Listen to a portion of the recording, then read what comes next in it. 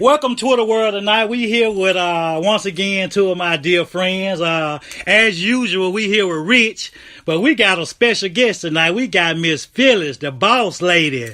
How y'all people doing tonight? Doing okay. I'm nothing special. Oh, Miss Phyllis, listen. Now, Miss Phyllis, Miss Phyllis, you gonna say you nothing special? Listen, the Twitter world has truly missed you, Miss Phyllis. Well, I love the Twitter world, and everybody that follows me have been some of the nicest people I've ever met in person. I mean, they are just beloved friends of mine. They are wonderful people, and I miss them. I'm so glad I'm on here so that maybe they can listen. I just want to tell them all that I love them, and I have missed them so much. But I'm so proud of you, Jerome.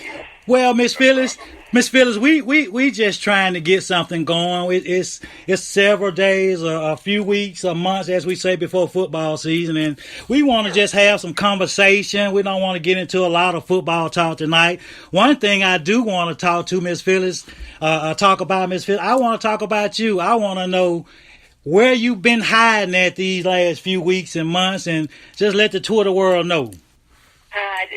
Doctors, between Don and I both, just back and forth to doctors and medication and trying to get medications right that would work for us and that would help us, and that was kind of tormenting right there. And we're finally coming through that, and it's just been a hard road, and we've been weak and tired, and the energy hasn't been there, but it's coming back. The grace of God has taken care of us all the way through this. You know, God's not going to take me anywhere because I'm the loudest Christian mouth He's got on this earth. He's not going to take me away from here, because when ISIS comes over here, I'm going to be God's biggest soldier. So, anyway. Well, you know what, Miss Phyllis? I don't think he want to take me away neither, because I'm going to tell you this right here. You know, I know you said you was, feeling down and a little weak, but you know what? God is good, because Miss Phyllis, I got a little testimony myself. I fell with blood clots several years ago, and about 4 years ago, and when I tell you, they absolutely told me I should have been dead from a massive heart attack from that day. So, oh my God, yes, ma'am. So I still deal with a little medication. I don't talk about it, I don't share it because, I'm a positive person, and I try to stay strong, but we all go through things. So we just got to keep each other in prayer, and we got to keep on booking.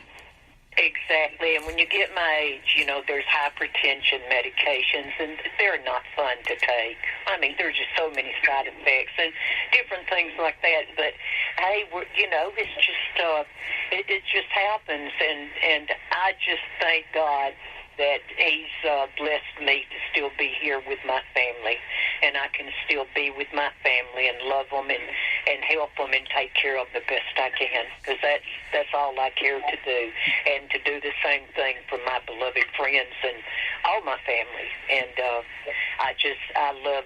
I'm like, my two favorite things Jesus taught was love one another and treat others the way you would like to be treated. And yes, I think ma'am. that's two of the greatest things Jesus ever said. And those are my two favorite. And I try to do that every day that I wake up. First of all, I thank God that I'm still here. And I just give it all to Him. The grace of God has got me through so much, and I just praise Him. Yes, ma'am. Well, I'm going to second that, Miss Phyllis, because I tell you, I probably wasn't a big believer in God. I know He's there. He's been a present in my life. My mom raised me, but, I kind of took a left turn in life, but I came back to Him, and this last little incident, it was simply a wake-up call for me. So I'm like you, I'm truly blessed, and it's all about family and friends now. Well, it was a lot like me. I mean, I grew up. My parents had us baptized when we were little, tiny things. I was about 3, and we were baptized into the Catholic Church. So I grew up in a Catholic school and a Catholic church, And by the time I was 17, I was scared to death not to believe in God because the Catholics will kill you. Yes, ma'am. I mean, they will hurt you bad, if you don't go by what they've taught you. So by then, I already knew everything I needed to know about Jesus. And then from there, I took it on my own. I just took him in my own heart, in my own soul, and I let him go from there. So it's no denomination to me. It's just that I know he's there, and I feel him in my heart, and I just want to be a good person so that I can see my daughter again who passed away and all my loved ones before. And someday I will, because I just know it's true. And I'm so glad you told me about you, and God bless you. And I'll be praying for you, Jerome, all the time. Well, but I'm sorry, I didn't mean to get off on a oh, tangent. no, ma'am. No, ma'am. Listen to me, Miss Phyllis. We're here to conversate. So what I want you to do is be yourself. I appreciate you, you saying that. And, we go through things. That's one reason why I always say all in fun. I don't take anything personal because I don't know anyone personal on Twitter to take it personal. So exactly. With me, it's just... Jerome, the op diva that's been keeping Don's tumors, held back from growing fast. There's the side effects to that op diva. It causes things, so it caused him to have Crohn's. Yes, ma'am. Now he's on infusion for Crohn's, and they had to take him off the op diva. And the doctors are looking at him like, I don't know if you go back on the op diva. And they're just acting like maybe hope's gone now. I looked dead in Don's face the other day, and I said, who do you believe? Do you believe in God, or do you believe in the doctors? They didn't make you. God did. Nobody's going to take you till he's ready for you. And if he'd been ready for you, you'd have been out here 2.5 years ago. And he said, Phyllis, you're right. And he just perked up from right there. Well, and you said it right, Miss Phyllis, and you make sure you keep him motivated, you keep him prayed up, because definitely. They told me, Miss Phyllis, and I talk fast. We both talk fast. We both talk a lot. But I'm gonna tell you this: they told me the same thing. They actually told me that they wasn't expecting for me to live. I don't talk about that because it's deep for me, Yes. But yes. I wasn't expected to survive. I understand what you're saying, because I remember when they told me I had lung cancer back in '96, and they said they didn't believe that they would get me through it. And I come home, and Don come into the room, and I looked at him, and I remember the words I said. The only words I said. I just looked at him, and I said, well, I'm in God's hands, but I just have one question. And he said, what's that? I said, what are you and Chris and my other kids going to do without me? That was the only thing that could come out of me, because I felt like if I left, they wouldn't be all right. Does that make sense to you? Yes, ma'am, it does, because Miss Phyllis, laying in that hospital bed, my wife was pregnant with my young son, and my little girl was laying in the bed with me as I was sick. And do you not know, I cried and cried for days. So I feel you, and I understand. And Rich, we're not going to keep you to the side. What you got to say about all this? Hey, Rich. No, hey, man. I feel like you on the set of Comedy Central. Hey, well, Rich, I'm going to tell you something, man. We have to laugh to keep from crying in this world. That's right. So... I'm just Ed McMahon. You're Johnny Buxton. Nah, man, I think you invited me because I'm the only one that has three-way conversation on my phone. Well, you know what? It's a pleasure you're gonna be here to join us. But I love being humble and just telling the truth about it. And so anyway, Rich, I'm sorry, I didn't mean to interrupt. What were you saying? No, I said I'm happy to be here. Yeah, I'm very happy to be here. I love y'all, you know that. Well, I sent you a message out on Twitter. Rich, where you at, Rich?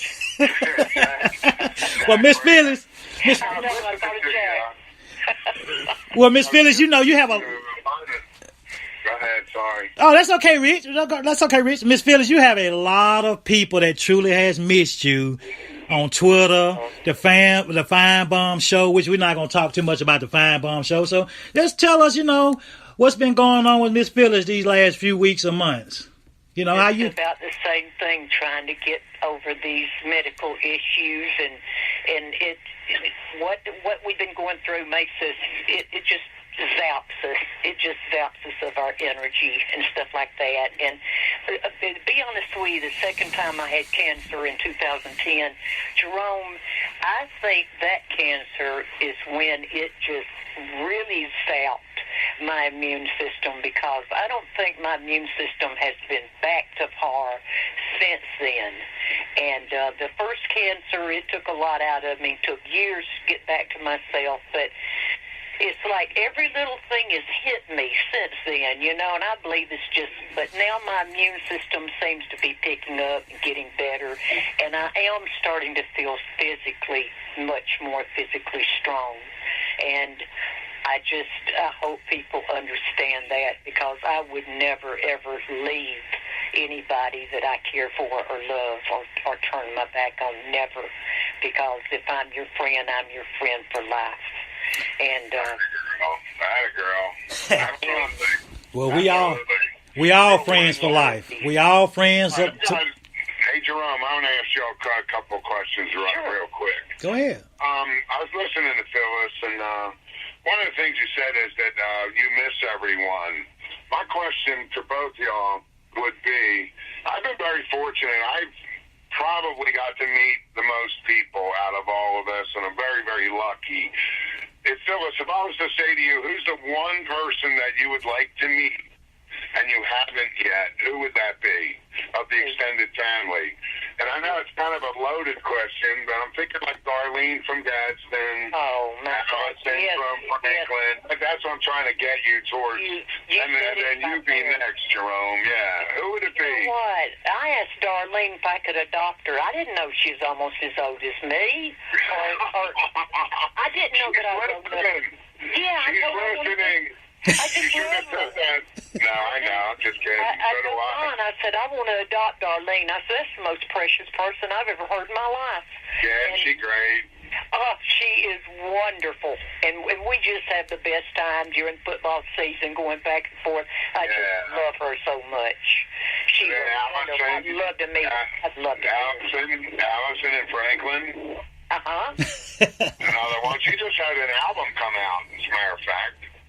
Really? Yeah, isn't that wonderful. Great? Yeah, she's tremendous. All right, Jerome, who would be one person that you haven't met in person that you can think of that you would love to meet? Oh, from the Fine Bomb Show? Wow, man, I tell you, with me, it's probably going to be hard, Rich. I try not to meet strangers.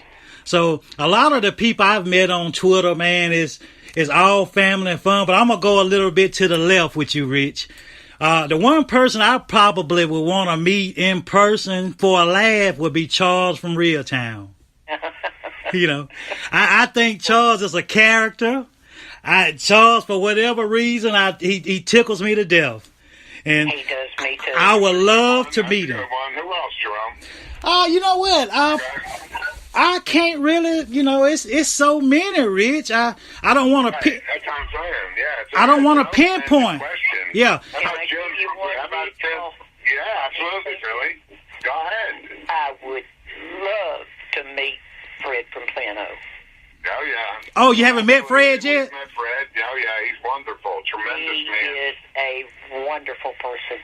Wonderful. A very good guy. I took him by Saban's house, Phyllis. Really? Yeah, I took him to Nick's house. I took him, Him, Will, and how about Lou Katcherman?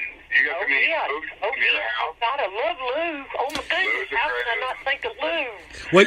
Well, seems... There's so many, Jerome. Well, you know what? Jerome, how about Jim from Tuscaloosa? Well, you know what, man? I don't think nobody's going to ever meet Jim.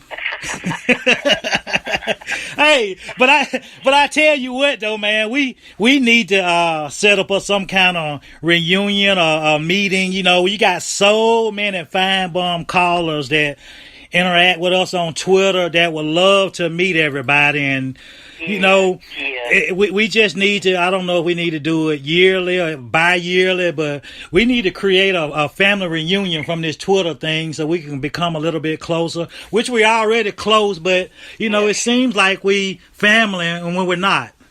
I want to hug everybody. I just want to hug everybody. That's what I want to do. That's my dream. I want to hug every one of them. And tell them I love them. I've got to be able to do that, and that has been great. And that's, you know, emotion aside and bullshit aside. I'm sorry, Angie, I cursed. Oh, no, you all right. Sorry about that. Emotion aside, that's what I always say about him is that, you know, we always have to accentuate the fact that if it wasn't for him, we wouldn't have all these real relationships and real friendships. And that's something that I'll always be grateful for. Who Rush? You know. Yeah, Rush Limbaugh, yeah. Oh, yeah. McMahon, you're getting me confused. Now, Paul Feinbaum, I'm sorry, Phyllis. Yeah, look, you went to the left, Rich. and you know, I've known Paul since I think 94. It was the year that we had the national championship from Miami, and it was in the spring. No, it's in the spring of '93. Not spring of '93, because this is when Coach Stallings played in that golf tournament with Paul, and I had not met Paul yet. I didn't meet him till I was in the hospital in '96. But I've got to say, Paul's been my friend for a mighty long time, a very long time. I love Paul. I do. I miss him, and I do love him. Well, always have. Well, Miss Phyllis, I'm gonna tell you. I consider him my friend. Well, we all friends. We all friends. And Miss Phyllis, I'm gonna tell you something. You, Jim, man, y'all were the ones that got me to calling the show. I think I used to call Skarbinski and I think Scott Griffin 97.3, and I used to listen to y'all on the Fine Bum show just go back and forth. And I told myself, I said, hey, I need to get over there with them guys because that's a challenge. You know. Well, I tell you what, Jerome, what got Feinbaum hooked up, what he got hooked on me about calling him in was when I told Bockrath off. You know, he was our AD at University of Alabama in the early 90s. Yes, ma'am. Bockrath, you remember that? Yes, ma'am. Well, he got in Coach Stallings' face during the Mississippi State game at Bryant-Denny Field in the locker room in front of our boys, our team, and he was spitting in Coach Stallings' face. And the reason I know this, I got it from the horse itself. Coach Stallings told me in his office, and he told Christopher, me, Tina, and he said he was spitting in my face and talking about me because I lost that game. That's when Coach Stallings decided to leave. Well, a few years later, I told Coach Stallings, I'm going to get him. I'm going to get Bockrath. And he said, no, you just be quiet. A few years later, a couple of years later, Bockrath was on the Feinbaum show. And I think it was Bob Lockerman called and said, Bob Bockrath's going to be on today. I said, oh, he is? Yeah. So I called. And Paul said, Bob, there's someone here who wants to speak to you. So he says, okay. He said, her name's Phyllis. He says, okay. He put me on, and I said, hey, you old coot, let me tell you something, Bockrath. I said, I know about you going into that locker room and talking to Coach Stallings the way you did and the way you disrespected him, you old coot. How dare you talk to him that way when it should have been the other way around? Coach Stallings was a good coach, and you ran him off. Now, you get on that horse you came out here from Texas on, and you turn it around, and you get the hell back to Texas, and don't you ever come back to Alabama again. Bockrath says, Paul, did you stick this woman on me? Paul says, I don't even know her. She's just a caller. Well, you know what? The next day I called in. I said, Paul, you mad at me? He said, Phyllis, I've never been more proud of you in my life. I said, really? Well, you know what? The one thing about you and Jerome and Larry is that y'all are you have the ability to transcend all the different fan bases. We were talking to Jerome about this. The UGA people love him. The LSU people everybody loves Jerome. Yes. And I love LSU. I love LSU. I love Ole Miss. Yeah, I'm talking about the personalities, though, that y'all have been able to. And Phyllis, I was going to, ask you to share. I witnessed you here at the first Florida SEC championship game, not in '08. I think it was, I don't even remember. But anyway, can you tell me a couple of things that you remember? Remember you got on the set, John Hayes got you on the set, and all the different people that we met and as we were walking around. Can you tell me a little bit about that weekend? Yeah, when we first got there, it was the SEC championship, and it was in Atlanta. And when we first got there, Paul got me up on the set to speak with him on the air for just a little while. And after I got down, we were all walking around. I turned around and looked. I don't know if it was you or Larry or someone. They said, "There's Danny Cannell." That's where. And y'all had taken me to the varsity to eat. I'd never been there before in my life. Heard of it, never been there. So I had a varsity hat. So I took it, and you said, "Hey, Phyllis, sign it.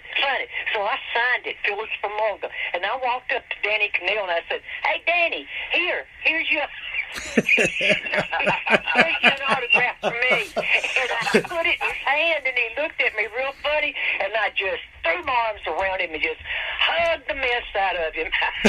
That was great. Well, That's what I'm saying, that people literally, I witnessed Tim Tebow standing on one side and Phyllis on the other, and people were literally coming up to Phyllis, and that's all my grandchildren, and it's just amazing. Yeah, and then Larry was the same way, and Jerome's the same way in public. When we were in Hoover at media days, people coming up to Jerome. It's just amazing that the appeal that y'all have. It's just a testament to the kind of people that you are. And I'm glad to call you my friends. You're my real friends. I love y'all. Well, you have no idea how proud I am to call you my friend, Rush. What am I saying Rush for? Rich, you're one of the dearest friends I have. Oh, yes, Rich. You and Larry and Ashley, I dearly love you all. Yes. Ooh, there's a name we didn't bring up, Ashley, I actually forgot about Ashley. Oh, you little cute thing,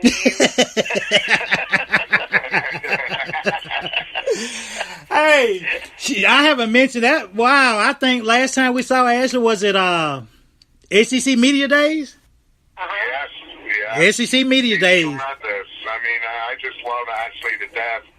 She's actually working with us now to get Phyllis a portable oxygen tank. Oh, wow. Well, it's that kind you carry around. They got me these old iron tanks right now, and I'm full of arthritis in my spine and in my shoulders and arms, and they've got me these tanks. I call them F-bombs. I mean fighting bombs. I mean the kind you throw overseas. They're big old steel tanks, and they are so heavy. And by the time I get back from the doctor, I'm so wore out from dragging them around, I can't hardly stand it. So we're checking on that. And God bless y'all for that. Thank you so much. Let's talk about the ladies in the family. We mentioned Allison. We mentioned Darlene. God rest Luann's soul. I can tell you. Yes, ma'am. Luann. That year that she spent in the hospital, Jerome, God bless Jerome, that he would call her constantly just to check on her, to talk about meeting Luann in Hoover, Jerome, and what that relationship meant to you. Because she was such a big Alabama fan, and we all miss her so much. Talk about her. Yeah, we do miss her. I tell you what, I had the pleasure, at the SEC Media Days of meeting Luann, and, it happened so quick, Rich. We enjoyed ourselves. We kept in contact. Very loving lady. Loved Alabama football. always talked about Alabama football, always talked about the callers. So, I never really got the opportunity to go up there and visit her like I should have, but being busy, she called me, and, it's just like it just took a turn for the worse so quick. And Miss Lou, it shocked me. Miss Lou Ann is a very loving person, and I tell you what, she is dearly missed. I kind of looked at the picture the other night of Miss Lou Ann, and and thought about the little time I met her, but hip replacement. She went in for a hip replacement. Yeah. It's funny that Coach Saban just went through that, and everybody's like, yeah, he got out in a day and all that kind of stuff. Well, Lou Ann never got out of the hospital. Never. Same thing. She just wasn't healing. She just wasn't healing, and it finally just took her on out, Rich. That was so sad. Yes, ma'am. Because she was a ball of energy, loved Alabama so very much. I mean, she was just something to behold. She was one heck of a character that we need to all remember. Lou Ann needs to be up lights at Alabama. Oh, and here's a lady I would like y'all to comment on, and then I want to tell you a quick story. Sure. And that would be Tammy. Oh, wow. Yeah. Talk about sadness. I mean, the incredibly sad story. So, Jerome, tell me about your relationship with Tammy, how you felt about her, and Phyllis, you can go, and then I'll tell you my story. Well, you know what? I never actually got the pleasure to meet Tammy, but I will tell you this right here. I truly, truly enjoyed all of Tammy calls. When Tammy called that Fine Bum show, I tell you, outside of Tammy, Charles from Real Town, Miss Phyllis, Legend, Fred, and I can name a couple of more. I just stop in my tracks and just listen to what they had to say. And I tell you that the day I heard about Tammy, I tell you, man, it was a good shot. And I know I can't, nothing I could say that, to bring her back. I wouldn't even try to say anything, but my thing is, Tammy is going to be truly missed this year during football season. Her voice is missed all the time on the Fine Bum show as we speak now.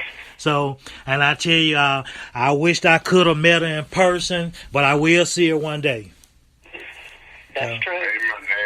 Phyllis, what about you and Tammy?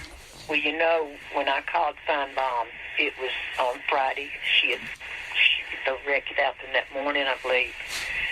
And I told Fine Bum, I said, when Auburn plays again tomorrow, there's a light's going to be out. A light has gone out at Auburn. Yes, ma'am. And that happened when Tammy died. And Tammy and I, we used to email each other, and I wanted to know what her address was because she had gotten married. It was her last husband, and I wanted to send him a wedding present. And we emailed back and forth. She was just so tender, so sweet. You couldn't ask for a sweeter person. And I got them some little flutes, some little champagne flutes that you hang on a Christmas tree. They were crystal, and they had their initials on them. And I mailed them to them. And I said, every Christmas when y'all go to put your tree up, I want you to think of me and Don. And she wrote me the sweetest thank you card back and said they would. And I still have it. I'll never delete it. And look, no matter what Tammy said, good or bad, about Bounds, Alabama, no matter what it was, I didn't take it personally because she was a good woman and she was a sweet person. Yes, and ma'am, she was a good grandmother and a good mother, and I loved her. Yes, ma'am. Go ahead. I love her too. Amen. Yeah. Yes, well, here's an exclusive for you, Jerome. I never really spoke on this, but when she died, I got a lot of calls for whatever reason. People asking me, what are we going to do? Jerome, you were one of them, as a matter of fact. Yeah. And it's really a testament to these women that we've been talking about, that it was Selena that actually kind of was pushing me in this direction. It was Fred, it was Allison. I even believe Jackie was involved in Dallas, where I wound up negotiating with Auburn University to plant a tree at Toomer's Corner Wow. in her name. Wow. You ready for this? All right. They wanted $50,000. Wow. I still have the proposal. They were wonderful people, and it wasn't lost on them that here was, a bunch of Feinbaum callers and a BAM, as she called us, that was really the one leading the charge and, and negotiating with them. That was not lost on them.